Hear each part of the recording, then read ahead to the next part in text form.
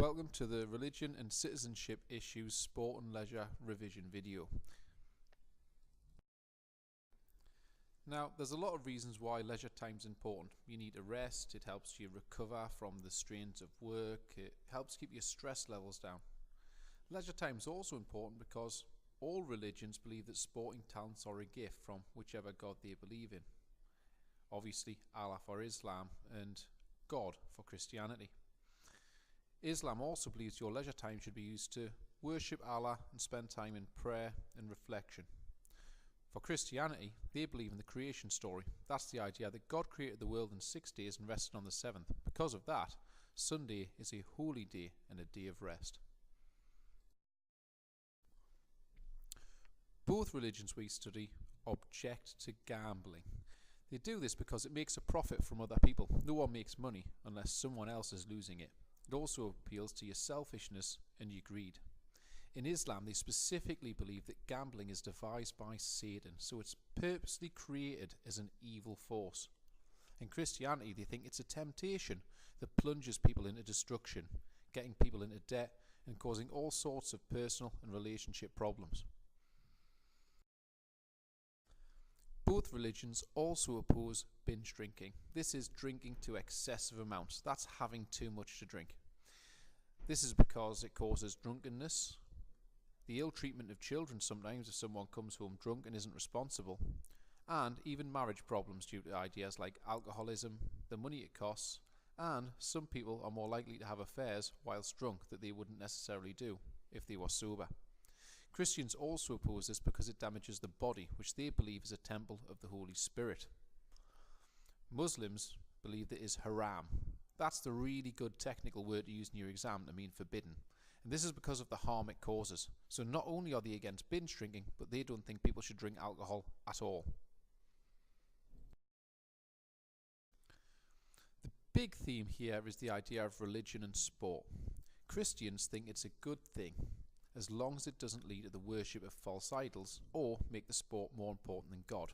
That means you'd be worshipping sports stars or teams instead of Jesus. Islam think that physical fitness is important, but some sports aren't allowed due to modesty rules. That means that they can't have people exposing parts of their body which they shouldn't. On holy days, some religious believers won't play sport. This is because they think that that's a special day for them and their God.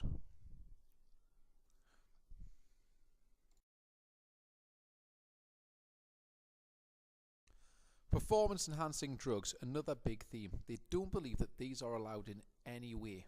The main reason for this is the idea of fair play, cheating, all that sort of being a good person ideas that both religions support.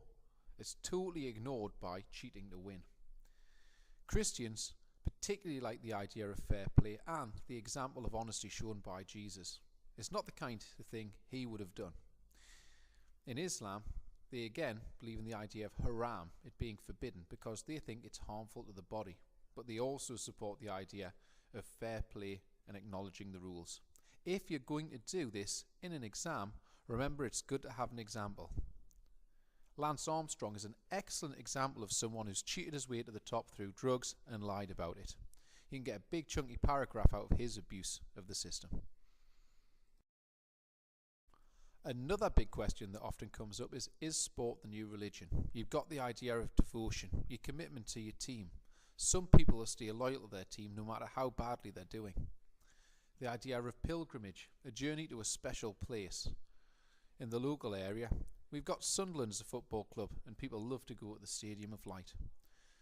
Every team has their chants, songs and rituals that they like to do around the sport. These are often seen as being similar to the behaviours that could happen in a church, a temple or a mosque. There's memorabilia, collecting special objects linked in with the club you support. The big problem that some religions would find with this though is the idea of worshipping false idols. That means making the sport, the club or the player more important than the relationship with God, and that is the big concern. But there are some clear links between this behaviours and way of following sport and how some people follow a religion. There's a couple of other issues that are worth considering. the idea of fair competition, whether cheating is wrong, and why it's important to do the right thing. You can write an argument about this using common sense and the idea that being a good person is important to both religions. For Islam, you've got the idea of modesty. That means that people shouldn't use their body to be tempting others or make them thinking impure thoughts. So special outfits would have to be worn, or certain sports wouldn't be allowed. There's the idea of pay.